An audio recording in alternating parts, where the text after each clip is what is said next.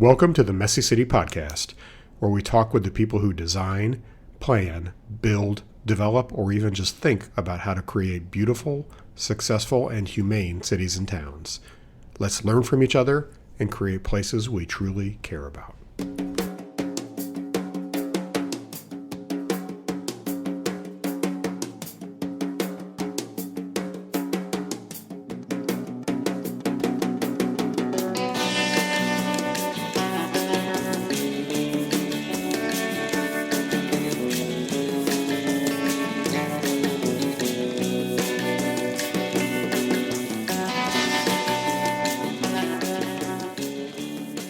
Welcome back to the Messy City Podcast. This is Kevin Klinkenberg. I don't often, as I was saying to Justin when he came in earlier, I don't often just meet somebody through Facebook and invite him in and do an interview right away.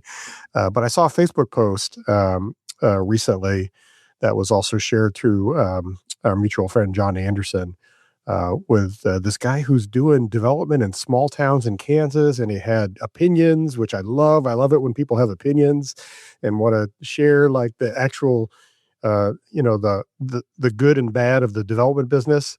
And I thought this seems like a guy that I really need to talk to. So today I've invited into the studio Justin Pomeroy from Pomeroy Development. Thanks so much for coming in and taking a chance on rolling with a podcast. Thank you for the invitation. I'm glad to be here. Thanks for the opportunity. I should say quick. So my company is called Pomeroy Development. And part of the reason that it's called Pomeroy Development, I'll tell you about Pomeroy and what that means. My last name is actually Prajant, which is a difficult to say French name. Already the first mistake. No, it's totally fine. But part of the reason I named my company Pomeroy is the first mayor of my hometown was a guy named Samuel Pomeroy. Oh, cool.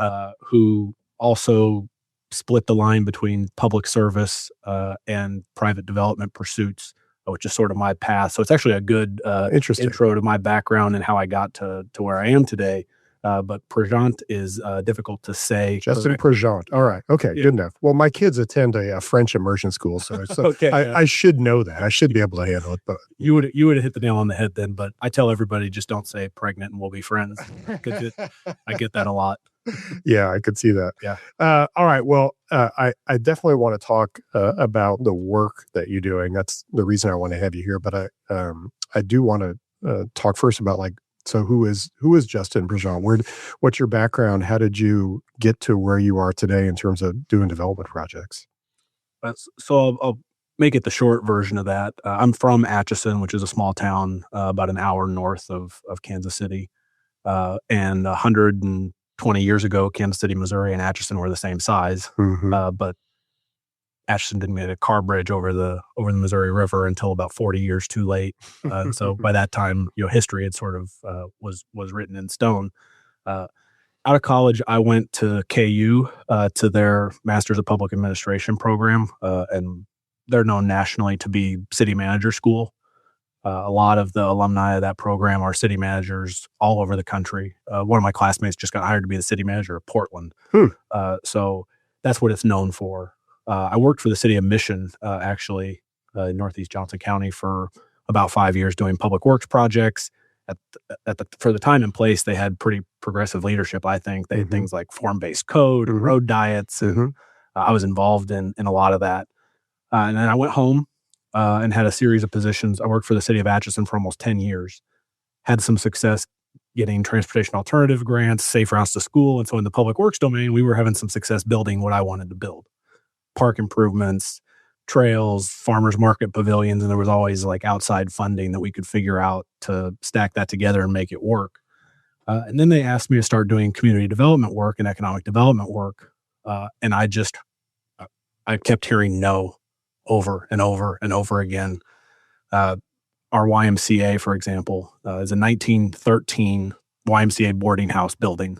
And the YMCA's mission has changed over the years from, safe housing, boarding house to recreation and lifestyle and whatever. I couldn't find anybody recruiting wise, to take on the project of trying to convert that old YMCA back into housing. For a couple of reasons. First, the building was 25,000 square feet. And anybody who's doing a low-income housing tax credit projects wants 40 units minimum. Otherwise, they don't think it's worth their time. And that's just the mechanics of LIHTC work. Mm-hmm. And I couldn't find anybody who would do a non-LIHTC. The LIHTC folks told me it was too small, and anybody else that I was trying to talk to didn't believe that the rent would be there to justify the expense. I had also kind of concurrently over this time, I was exposed to the Strong Towns organization when I was in graduate school, and had, by that proxy, been introduced to the Incremental Development Alliance, and had around that time also sought out some training from a group called the National Development Council that's now known as Grow America. So I went to a small developer boot camp 10 years ago at this point. Yeah. While I was still a full-time city employee. I went to Kalamazoo, Michigan. Oh, okay. It was one of the first ones they did. All right. John Anderson, Monty Anderson, Grayson Johnson was there. Jim Cuman was there. Yeah. And I still use the spreadsheet they gave me to this day to underwrite projects to see how they can work. So I was just hearing no. I couldn't get anybody to build an infill house. I couldn't get, I wasn't having the success that I was used to having. And so I just decided, I have the skill set to be introduced to this. I know I still had a ton to learn, but I knew about planning and zoning from working for the city. I knew about all of the, I call them the acronyms of economic development programs, CID, RHID, TIF, STAR. There's a million of them in Kansas, moderate income housing grants, Kansas housing investor tax credits. I knew about all of those things. And I had initially sought out those training resources to try to figure out how I could help other people figure out that this would be a profitable project. And I still wasn't really having any success. And finally, at the time, my boss, the city manager in Atchison, was a guy named Trey Cocking, who's now the city manager in Emporia, Kansas. And he sort of atypically told me, okay, I'll give you the latitude to go and do that while you're still a full-time city employee. There are some interesting conversation points to have there about like professional ethics. I had to quit the International City Managers Association because there's very clear prohibitions on owning projects, particularly real estate projects in the community where you work. But Trey gave me the permission to do that because he was confident that he could transparently communicate with the elected officials and that nobody else was going to do it. Yeah. Interesting. Yeah. So I decided that some of the criticism that would come to me was worth the outcome of having that project done. Then I did it and I fell in love with it. And then it was sort of a process of various dominoes and my exit from the city of Atchison. I still have a consulting contract with them for certain types of things, but I decided that I wanted to pursue that. And mostly what I say that my specialty is that I do adaptive reuse and historic preservation projects in rural Kansas, almost always in downtown districts, although not always. So we've done old YMCAs, we've done old schools. I've got a couple of projects that are active, one in Great Bend and one in Hutchinson, that are long vacant downtown hotels.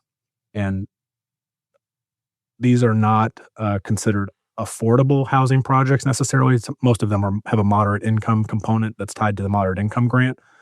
But they are still subsidized in a very complicated, layered fashion with state and federal historic tax credits, a lot of times a moderate income housing grant, Kansas housing investor tax credits, long-term property tax abatements via, in Kansas, it's called the Revitalization Housing Incentive District Program, sometimes community improvement districts if there's any sales tax generated on site. So sometimes, there can be 7, 8, 10 layers of some would call it a subsidy, some would call it a development incentives or financing that's involved in making these projects moderately profitable. Yeah. Well, there's a couple things I love about this already as we start to talk. One is like you were looking for the other person to do this and found out that you were the other person. There was no other person to do it. So you were just going to take it on yourself. I love that.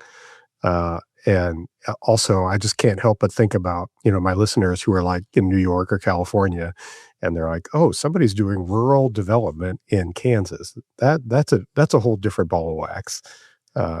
So obviously, you're from Atchison, you're from a small town. You still probably could go anywhere. You could do development in Kansas City. You could do it in a big city. Why do these projects in little towns? I started doing development in Atchison because I was desperate to see the types of projects that I saw other people do in bigger places. I was desperate to deliver something to that effect in my market. Another way to answer your question would be to say that, well, John Anderson, I think, has a quote of his that always stuck to me is that Brooklyn doesn't need your butt, uh, Yeah. so to speak. Yeah. I think it was like, in my mind, my town needed that. Yeah. I'm not saying that I'll never go into bigger markets. Like Hutchinson for me is a big market. It's 40,000 people. Mhm. Some of the towns I've been involved in projects in are I was involved in a small way in a project in Victoria, Kansas, which is 1,000 people. Hmm. Uh, Not in like an ownership developer way, but kind of in a consulting role for them. So I don't know, something about me is attracted to the degree of difficulty, because here's the crux of real estate development is it's just a math equation. There's a lot of complications into it, but at its very base, it's just a math equation.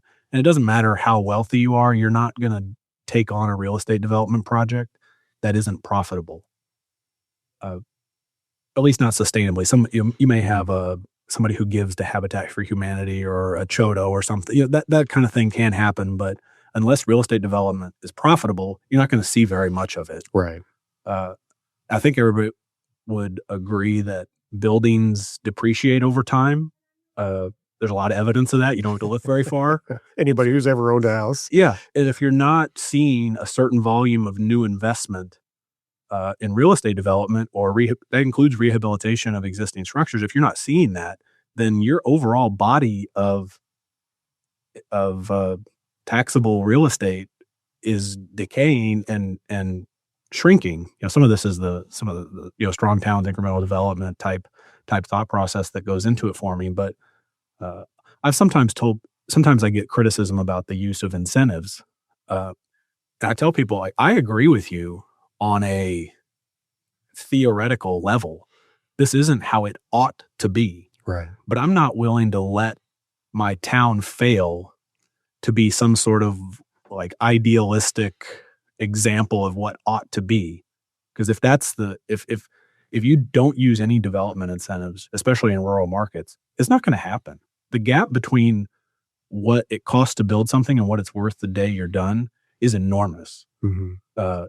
In some cases, 40%, 30% of total development cost would be what something's worth the day it's done. Mm-hmm. I have some examples of that, but so what are you to do? Are we just going to let this fail? Like I take the Kansas City Business Journal and read it, which is more or less a documentation of what incentives the various jurisdictions of Kansas City Metro are handing out to get development done. Mm-hmm. And in a lot of those cases, Kansas City, Missouri hands out 25-year tax abatements on big, sexy new apartment buildings.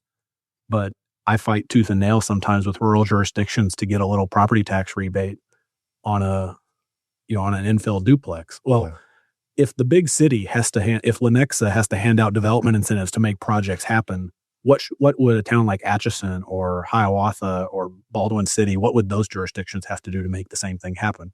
Like, those incentives have to be there, or if they have to be there to happen in Kansas City, where the rents are higher, the sale prices of commercial real estate and multifamily real estate is a lot higher on a per unit or on like a net operating income cap rate basis. Any way you calculate the valuations, they're going to be lower in rural jurisdictions. So to make development happen, the incentives have to be really robust. Yeah. Let's go back to that first project you took on, the YMCA deal. Talk about what happened and how did that progress? Well, the YMCA was going to be building to the city of Atchison's credit, they advocated pretty strongly for the YMCA to remain downtown. A lot of new YMCAs, especially in small towns, choose a simple single owner plot of land out by the suburban school that's been built out on the edge of town.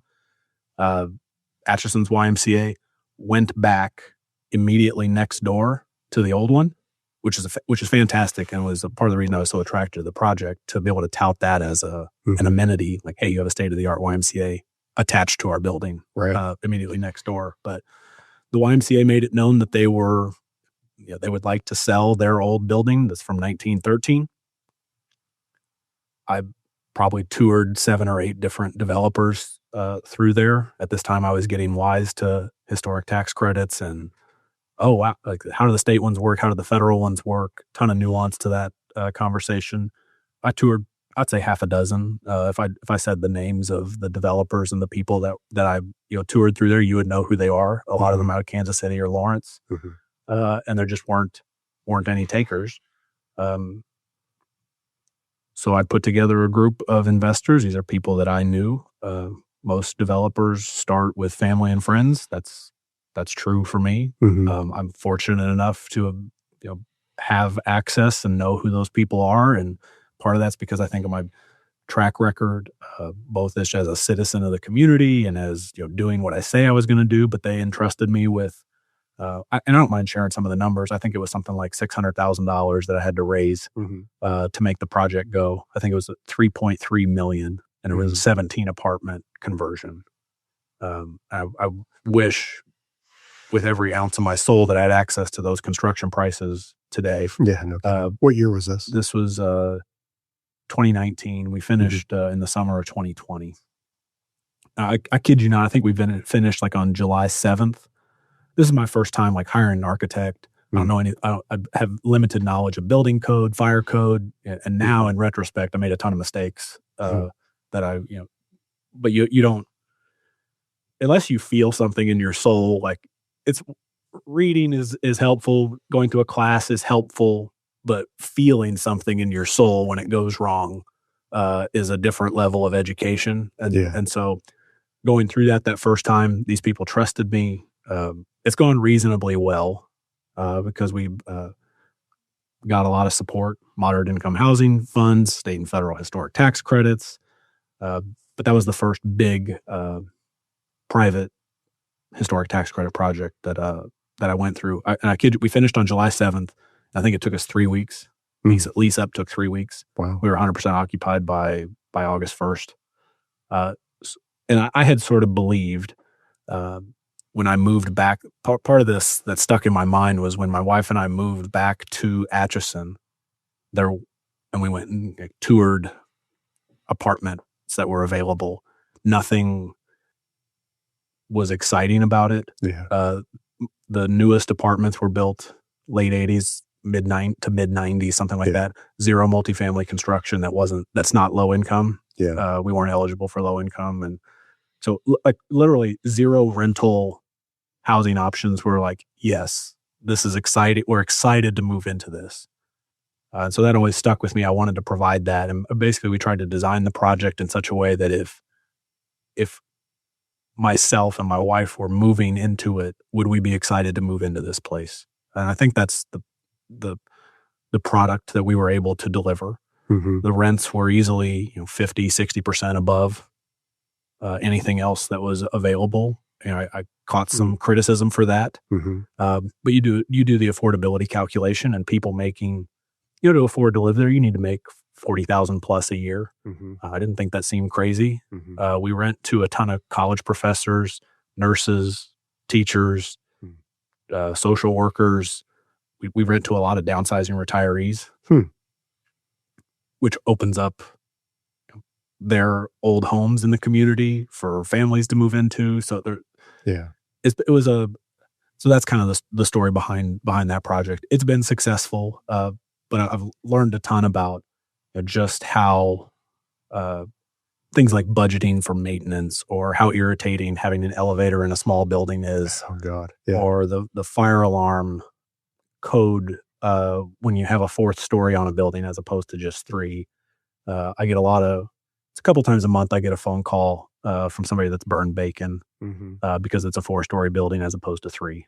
Every other building we have is 3 or less, and those smoke alarms are independent. But if you got a 4th story, somebody gets a phone call every time there's a burned steak. These are the trials and tribulations of developers and property managers. Yes. Things that are not talked about very much, but you really get in the weeds on. So it's interesting. So I know a little bit about Atchison. I've been there a few times. Really pretty little historic town, home of Amelia Earhart. That's right. Benedictine College. They're a great little college. I actually had the head of the architecture program on the podcast. I'll have to check that out. No kidding. Yeah. Great little architecture program. Yeah. Unique. Yeah. Very unique. In their pursuit of classical architecture. Very unique. Yeah. Terrific. Sort of a startup architecture program, which is interesting. And it's on the Missouri River. So it's, it's a hilly place. We've got a beautiful setting. I say all that to say it's got all these cool qualities, but I think when most people think of small towns that are outside like the commute shed of a big city, they think, well, shoot, is there a market demand for it? Are these places growing? I mean, many of them are not growing. Many of them are losing population. How do you approach that as a developer when you're thinking about, building for the market? So you had a great story about people, creating something that wasn't there. I would think most developers would be scared off because they would say, well, nobody's moving here, or this town's not really growing. So why would I build something, or why would I renovate something? To some extent, what you're saying is right. But I also know that it's very unlikely that we'll have much competition at our product quality category. And what I mean by that is that if somebody were to go and try to build the apartment buildings that you see popping up all over Kansas City and Johnson County, and if either the 5/1 podium building or the garden style apartment, if somebody were to try and come build that in Atchison, it's not any cheaper to do that in Atchison than it is in Kansas City. Maybe the land would be cheaper. But I guess what I'm saying is that the rent that they would have to ask would be way more than mine. Because I'm benefiting from the historic tax credit programs that offset that. So I can charge $1,000, $1,100 for a really nice 1-bedroom apartment. And if you're building that new, unless you're getting some subsidy from somewhere, you can't do that. You can't build an apartment unit for less than a couple $100,000 a unit. Even if you got the property tax abatements, you're not going to be able to compete. So I guess what I'm saying is that I feel like there's a lot of built-in protection around, because I know how difficult these are to execute, and maybe somebody else could execute something similar in a nearby building. But I'll take Atchison for an example. We have 55 downtown apartments in Atchison at this point. Most of them we've developed, not all of them. We did at least one acquisition. There's 11,000 people in the community. I need 60. We're not talking about building a 500. I'd be really nervous if I was building a 160 unit apartment building, but I'm not. In a community like Hutchinson, we're doing a 36 unit apartment building there. There's 40,000 people there. And I from some of the survey data that I've seen working for cities over the years, people in rural communities aren't real thrilled with their housing options. It's actually a lot of the reason that people who have job offers in rural communities don't take it. So if you're a Benedictine and you offer somebody a professorship and they show up and tour around and decide, I can't see myself living here. But if you show them a great apartment, maybe they take that job. So the numbers are small enough and the product is differentiated enough that I don't lose a lot of sleep thinking about whether the community is growing or shrinking. By the way, Atchison's pretty stable population wise. Sure, there's been a complete transformation of employment there. 30 years ago, it was a blue collar manufacturing town, and that's the leading employment. But at that point, Benedictine had 700 students. Now they have 2,500. Wow. And so our leading sector of employment is now education and healthcare. Amberwell Hospital there is sort of regionalized a little bit and done some acquisitions. And so that employment is really stable. So those are the anchor institutions at this point. So specifically to Atchison, I don't have any concern about population shrinkage. there's actually a lot of development happening in Atchison right now, more than any time of my lifetime, in terms of housing. There's some infill neighborhoods getting built. There's some people who have relocated there to build housing. Benedictines announced this a medical school project that maybe you've heard about. So anyway, there's more housing development happening in Atchison, and I'm not nervous about it at all, because again, my product is different. Yeah. Somebody who wants to live in an apartment is not the same customer as somebody who wants to live in a suburban house or even buy an infill house. It's a different customer. Yeah. I mean, and I think you make a great point there, which what I might say is even in a market that might be stagnant population standpoint, or if you look at it from a macro standpoint, you think there's not a lot going on. Even in those markets, there's still a demand for something, and there are people who want something. There are people who want something nice, whether it's a nice place to live, nice shops, whatever it is.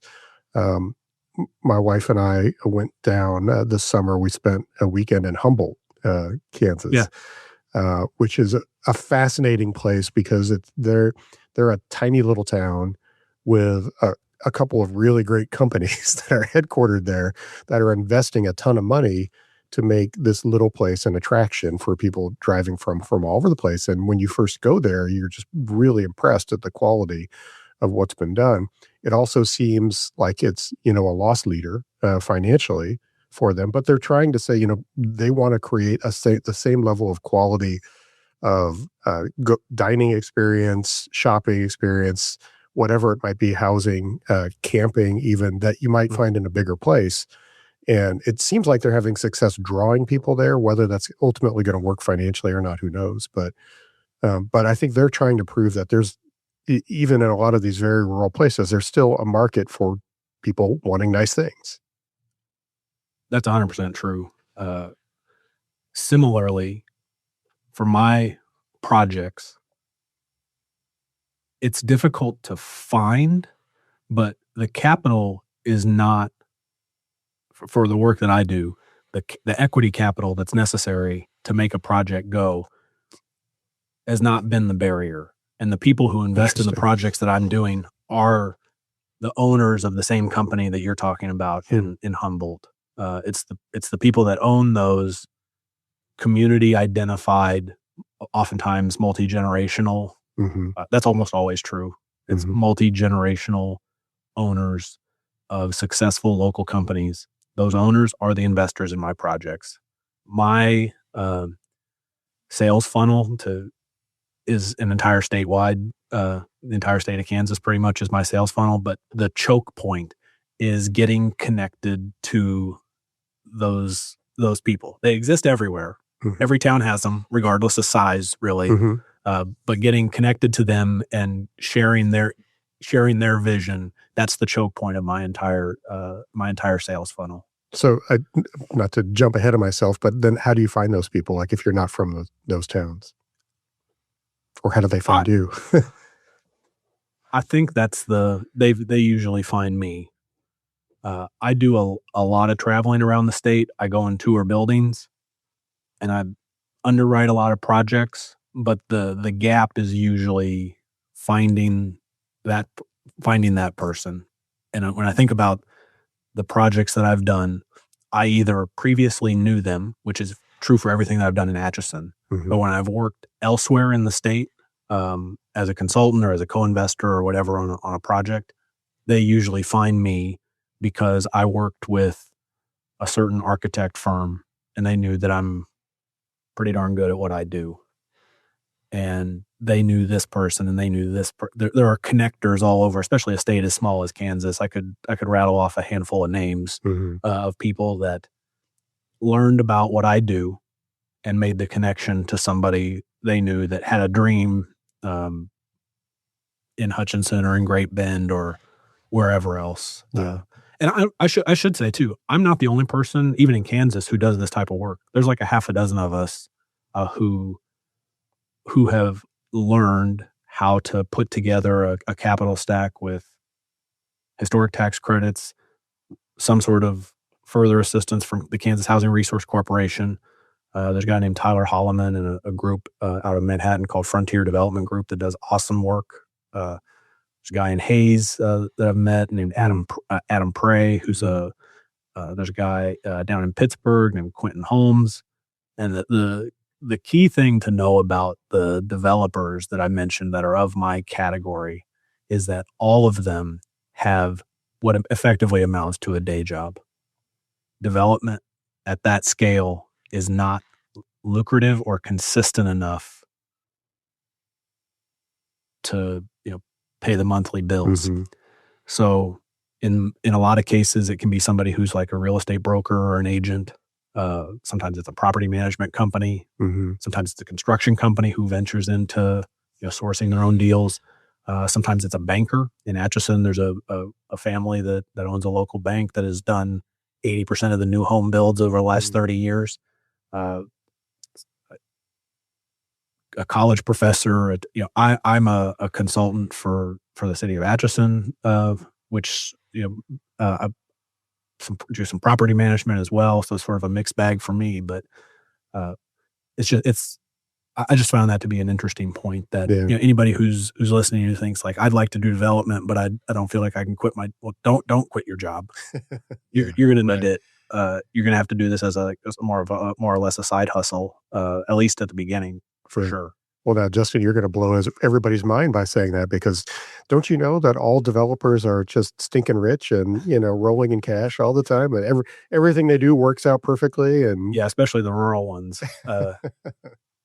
Here's what I like to say about developers, because especially in this market, there gets to be some irritation, and there's sort of this like political underswell about and some of the reporting about incentives. I find interesting. Now, in some cases, I'm not an advocate of just saying that whatever incentives the developer wants, hand them out. Right. But what I would challenge, I know some folks who work for cities are listeners of yours too. Mm-hmm, sure. Yeah. Especially folks who are in the like strong towns or incremental development alliance category. My challenge to local government officials, chamber executives, anybody who's in that world of figuring out whether incentives ought to be awarded to a particular project is to do the math. So here's the example I give. If I were to ask the listeners, what ROI do you expect in your retirement account, your 401k, your IRA, whatever? And answers would range from folks who are pretty modest might say 6%, folks who are pretty aggressive might say 13%, mm-hmm. But somewhere in that range. So if I'm going to buy something, have to entitle it through planning and zoning, go through permitting, pay a designer, then get cost estimates. So I'm spending a ton of money up front before I even know if the project is viable.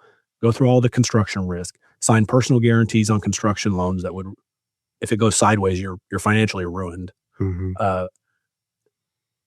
Is the market going to be there? Does anybody believe in the national economy that in rent growth? All of those things are risks in the development process. What returns should somebody who's taking that on earn? So if you idly can sit in your office playing solitaire half the day and expect 10 or 11%, what's a reasonable return expectation for a developer? My answer to that is that if a developer showed me something where they were earning 18%, I wouldn't scoff at that at all. But and that's what I've seen on the occasions where I've seen sort of big city project pro formas through some of the trainings that I've been. I've never made 18% on a project. I've lost money on a project before.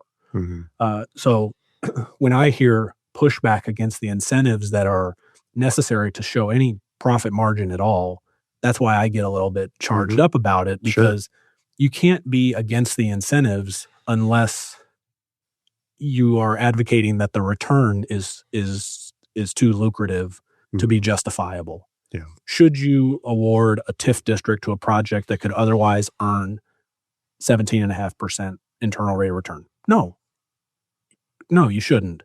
But you should be armed with that and have you also shouldn't just hand incentives out like candy, right, because you're an elected official and you want to be able to, stand at the ribbon cutting and feel good about it.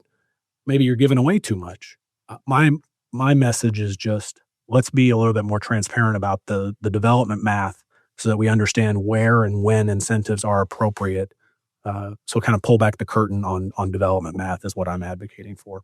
Yeah, and I know it's a different world, but one of the things that like my city has been so aggressive about incentives for redevelopment and infill development. Um, the primary argument for that has been to try to level out the playing field. Essentially, that there are there are already enormous unseen incentives for exurban and suburban development. 100%. So that's everything, from federal and state government paying for infrastructure and highways and roadways and, inexpensive utility expansion to raw land that's just easier to build, as opposed to rehabbing an old building, which is not just the rehab work, but probably also involves rebuilding a lot of the utility infrastructure and everything else to the building, which gets very, very expensive. And then adapting an older building to a modern use, which often works out great, but not always. So there's real challenges. There's just a lot of the unseen incentives that we don't really talk about very much. 100%. If any project were deserving of a 25-year tax abatement, it's a project where the curbs already exist, the street already exists, the traffic signal exists, all of that exists around it. And I think you could argue if there's a vacant building that happens to be sitting there, the local government's cost to serve is probably higher if it's vacant than if it's redeveloped. Infill, I'm from a rural community. There's a lot of agriculture around Atchison. And when I'm having this conversation with rural folks, I try to equate it to farming. Mm-hmm. And every farmer understands yield, but nobody thinks about local governments in terms of yield from the development pattern that they have. This is the strong towns thing behind it. But to circle that back to what you were saying, I'd be much more skeptical of incentives that are used for greenfield development, especially if there's substantial infrastructure expansion that goes into it, as opposed to something that's in an urban core or even the older neighborhoods of a town, which is where I happen to work. Yeah, and that's even more so if you're in a community that's not effectively growing population-wise year over year or decade over decade. If you're just adding new infrastructure onto that, you're really just adding future liabilities, as opposed to working within your current frame. And that's never to say that no new development should happen. There's always a place for everything, but understanding the math's important. So you talked about some of the challenges in the rural space, as well in the communities you're working in. And why don't you talk also about what you see as like some of the opportunities? What are the things as you look at communities and buildings and projects around the state? What excites you about what you're doing, and what other things do you look for that might excite you in a project? A lot of times I answer this question or a similar question by thinking about a Venn diagram. So Venn diagram is two circles that overlap. My Venn diagram for a project that works is 24 circles all overlapping. And if one of those rings, we'll say representing fire code, or building code, or product market fit, or Kansas moderate income housing funds, or federal historic tax credits, all of those component parts are a circle that has to make this complicated Venn diagram work. I don't know that I could list exactly. I know it when I see it, but if I go and tour a building, I can know those windows are too high off the ground for this to be allowed apartment occupancy. So at that point, I have to have a conversation with the local building official and say, hey, these windows are 2 inches too high off the floor. Are you going to issue me a written waiver, or do you want this building to be vacant forever? That's just one example. Or maybe it's 3 stories or 4, and in that world, I'm needing an elevator, which blows up the project. The underwriting costs all of a sudden don't work, or the zoning doesn't work, or one that I'm really concerned about right now, the state of Kansas has not put more funding into their moderate income housing program. Every sizable project that I've ever been a part of has used grant funding in part through that program. And so that doesn't exist anymore. That's a real challenge. Conversely, the state of Kansas also just bumped their state historic tax credit from 30% to 40%. So one of the biggest challenges, which I think this fits with the question you asked, is that the ground beneath my feet always feels like it's shifting. Yeah. That uncertainty is a risk that I would put in that category of risks that I was talking about earlier, and why developers have to earn, things have to be profitable. But if the state legislature is going to shift around this or defund this other program, or there's this sort of underswell now of anti-incentives, which I think is just sort of a political pendulum that's swinging, because post-COVID there were so many resources available ultimately through federal funding that now there's some pushback to that, which is just sort of a natural pendulum push. Anyway, that's sort of a tapestry style answer for how this big Venn diagram has to work. And if one of those pieces falls out, then a project doesn't work and I have to move on to the next one. So to answer it maybe more positively, mid-sized buildings, so buildings that are between 10 and 30,000 square feet. Anymore, I look for ones that happen to have been really well maintained. I've been on so many tours of buildings in small towns where you go into the upper floor and you think, oh my. I've seen not just pigeon carcasses, but I've seen hawk carcasses in buildings that are effectively totally disemboweled by some other predator. Like there's a whole in that circumstance, I probably can't make that work, because the water damage is too intense. You're replacing the entire thing. At this point, it's getting so difficult that I almost need a building that's been like owned and operated by a school district, say, where there's at least been responsible maintenance and there's not been an active water leak for a decade. Otherwise, your per square foot construct or renovation costs just get too high. Is it? Are you seeing that is large part due to just the inflation in construction costs over the last 5-6 years? Yeah. So do you feel like I don't know if you'd be able to benchmark it? Is it similar in the communities you're working in versus the major metro markets? Yes, I don't think it's any cheaper because it's a rural market. Yeah. Now I tend to focus on working with medium-sized contractors, because I feel like there's a significantly lower percentage of overhead. The contractors I'm working with to deliver these projects don't have shiny matching trucks and 6 guys with polos that sit in construction meetings weekly, and that's not a criticism. Like they do a different business. Yeah, they do a great job. I can't. That doesn't work for the model that I've built. Like if you're building a new $100 million high school, you want those people building it. It's really not. It's just a fit thing. But even for the contractors I work with, yes, the construction inflation has been extraordinarily challenging. I mean, there has been some rent inflation on the back end, but it's hard to wrap your mind around expecting that there's a mismatch there. Yeah. Yes, rent has gone up, but I feel like construction costs have gone up more than the prorated share relative to rent rises. Yeah. What do you, as you travel the state and have had the chance to work on these projects, and then even talking with some of your fellow developers who do similar work, do you feel more? I guess I get 2 questions. First one being, do you feel more optimistic about some of these rural communities maybe than when you started, or less optimistic? I mean, how do you feel about like the future trajectory of a lot of these communities? I do think that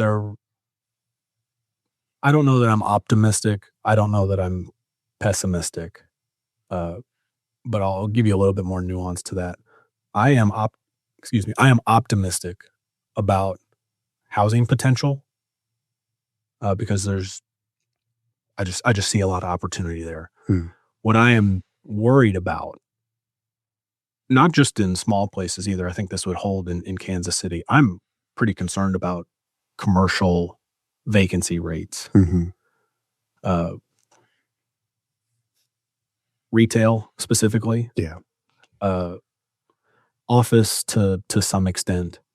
But I'm not bullish on commercial, and I quite frankly I try to limit how much commercial exposure I have. We do have some because we have some mixed use buildings. But if somebody wants to make buy a storefront in a downtown community and do the hard work, I do still think that there are tenants out there. We've got a storefront building in Atchison, and we've managed to keep it full. But I think we spent. That's one of them that I haven't made money on that project.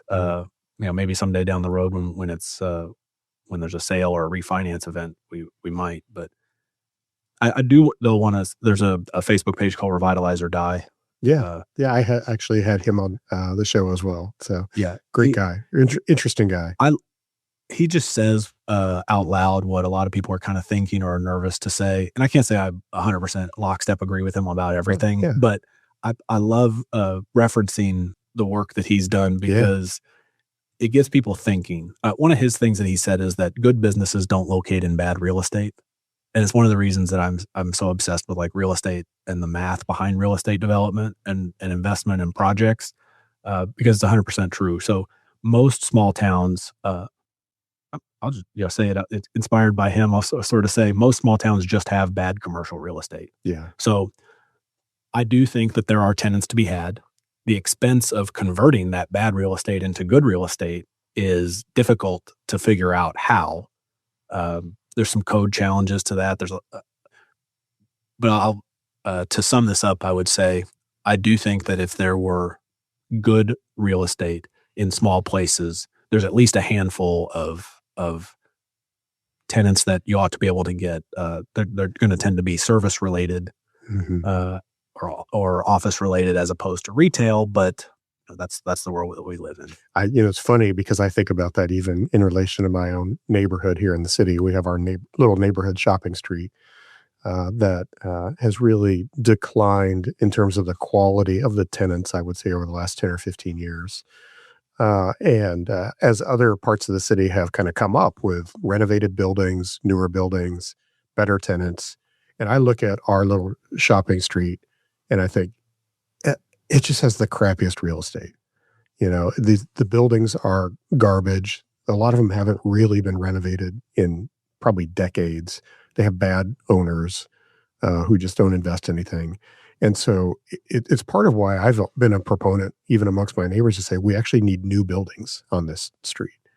It would be, people say, oh, we've got empty spaces there. How can you build new buildings? Well, a lot of good businesses don't want to go in those crappy spaces. You might need some new competition to spur people to renovate the other buildings. And that's in a pretty dynamic market. Anyway, it's just interesting. I think that's a great point. The other thing I was going to ask you was with you and again, all of your sort of fellow developers in the state doing the work that you do, successfully executing projects. It's hard. You're working through it. Do people at the state level, do the legislators or anybody like reach out to you and talk to you? Do they bring you into Topeka at all and say, talk to us about what's working or what's not working? The short answer is yes. I gave testimony at I can't remember, the Senate, maybe it was the House Committee on Finance and Investments or something to that effect, sort of called a hearing about what's working nationwide. They got a lot of feedback from, or if it was Wyoming or Montana, where those are conservative states that have enacted some fairly progressive housing policies at the state level. Yep. I testified at that. I think Kansas Housing does a great job of listening. They do a whole kind of tour every year asking what are the users of their programs, what are their experiences, what are the challenges, what's working, what's not working. I think there are people at the State House who do a really good job of listening, but it's complicated because there are also the state of Kansas is starting to project some budget deficits, and so 2 years ago when the thought was, hey, we just got these big ARPA checks, what do you want to do with it? Well, let's pump some money into the moderate income housing program, and that's gone out the door and gotten a lot of projects built. And now that it's not federal money, and when you're looking at a deficit in the face, that money has to come from somewhere. Yeah. So it's just a resource allocation challenge. But I do feel like there's been some good listening efforts, at least by some folks in Topeka. And when I say Topeka, I mean some of the quasi-governmental agencies that are a part of that mix too. Yeah. So I don't feel like it's I don't feel shorted at all. Good. I don't want to come across as somebody who's complaining about the opportunities that are available or sort of bemoaning how difficult this is. Really, it's just more about wanting to spread awareness about, if you're wondering why doesn't more of this happen, what I'm discussing are the reasons why more of it doesn't happen. Yeah. Most of the time when I go to a rural community, like the local city council or city commission is ecstatic about the possibility of this building that's been sitting there for probably the entire adult life of everybody that's even sitting on the commission. I'm part of a project in Great Bend called Lofts at the Zara. That's a redevelopment of the old Zara Hotel. I'm one of the partners. I'm just a consultant on that project, but one of the partners mentioned that she hasn't seen a light on upstairs at that building since she was a little girl. Mm-hmm. So that's in towns like that, like it's not difficult to get them to approve a revitalization housing incentive district, which is effectively like a 20-year property tax freeze, because they, similar to how I was in Atchison when I started, like being desperate to make this project happen, whatever it takes, I'm going to do it. That's their attitude too, and that's part of the reason I've chosen rural projects, is because I know those people. Mm-hmm. I know my town's version of them. Mm-hmm. And I know there are going to be people in that community who are going to be really excited to see. Now, we might have some challenges in terms of like, well, where is everybody going to park? That whole conversation. I have that conversation a lot, way more than I want to. Yeah, sure. So maybe people in Kansas City wouldn't care as much about where you're going to park. But it's still here? Still every project. Okay. Yeah. So maybe that's why. It's just that I feel like I share the values of some of those folks, and yeah. Well, I mean, and I'm not trying to throw shade on anybody. It's more about, I think, my hope for these conversations like this with you and others that we talk about here on the podcast is to try to demystify a lot of this for people. And what I really hope to have as a goal, as much as anything, is for people who are in the policy space or even in the nonprofit world to understand what it's actually like to get projects done, what the nuts and bolts are, so you can have an appreciation for exactly what you talked about, what the level of risk is, the return that you're often sacrificing in order to take on these projects. And, there are often ways where you have to get creative to make these things, really come together. One of the, while you were talking there, one of the things that occurred to me is an example that I use, or an analogy that I use sometimes about what a developer does, is like the conductor of an orchestra. Mm-hmm. And so if you go and watch the orchestra perform, you see, this fancy dressed person standing there waving a stick in the air, and you think, like, is that really that hard? Like, what are they even doing? Like, you're telling me that, like, the folks playing the instruments can't keep time themselves? Like, what? Come on, like, that's not impressive. But what you don't see is that at practice, the conductor has to be fluent on wind, percussion, every single brass instrument. Yep. And so in the development world, that's planning, zoning, building code, architect, engineer. I don't know if you've heard this before, but architects and contractors don't always get along. I had no idea. Yeah. So mediating between some accessibility requirement that's attached to the Kansas Housing Investor Tax Credit Program that's part of the capital stack, and getting the person installing door trim, to appreciate clear width instead of whatever that specific thing might be. But the reason the conductor is valuable is because they can speak that language. And so, as a developer, I have to be able to walk into a bank and converse with them fluently, not to a master's level. I'm not a banker, but I have to be able to converse with them about the intimate details of a financing package and go talk with a structural engineer about the load bearing capacity of this span or that span, or why is this change order necessary or not necessary, or why does this HVAC company think they can charge me 80 hours on this change order when I know it should only take 20 from previous, or all of those examples. It's the breadth of, so that's the value of the conductor and the value of the developer as a person with all of those fluencies. Yeah. And as a violinist who played in the orchestra at KU and even after college for a little while, I get that analogy perfectly. I know exactly. And it is fascinating because, not to go off on a huge tangent, but the difference between a good conductor and a mediocre conductor when you're in an orchestra, it's immediately apparent. You can feel it. You can absolutely feel it. And you do, first of all, it happens, like you said, in rehearsal.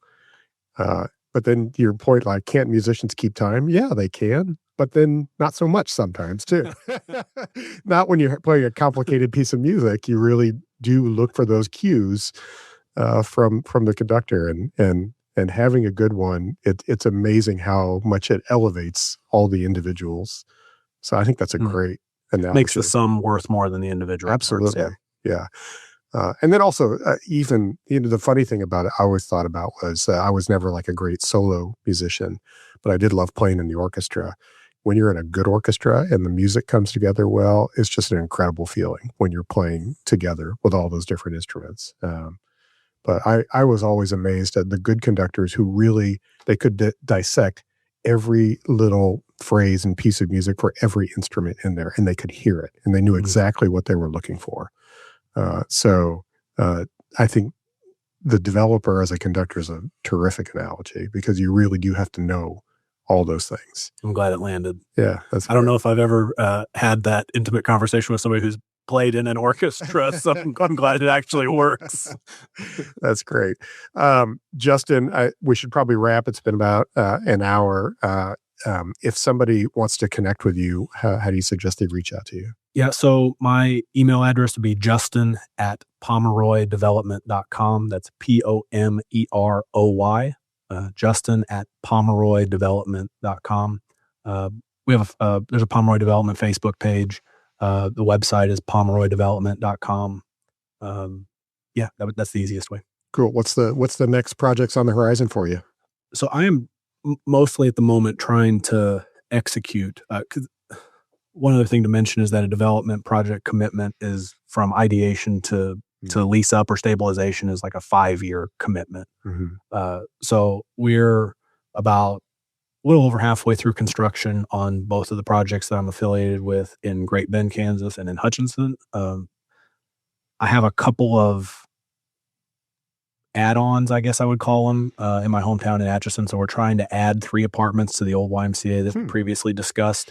There's some vacant portions of that building that I didn't have my head around, and now I do. And so maximizing the usefulness of space. We're also trying to add one more apartment at Central School Apartments, which is a project of ours in Atchison. I'm considering pivoting a little bit to doing some like infill single family for sale, like trying to make them super affordable. Although that's not my lane, but I'm giving that a pretty significant look, and then trying to find, I'm at some point I'm going to have to find, what's the next kind of big project, or I've got a couple of years of runway to kind of execute what's on the books right now, and we'll see where we land. That's cool. That's great. I'm really glad we had the chance to meet, and really happy that you were able to come in the studio and do this one live. So thanks very much. Thank you for the invitation and for the opportunity. And I'm glad I got your name correct. Now it's Justin Prejean. There you go. So, all right. Thanks very much. Thanks everybody for listening. Take care.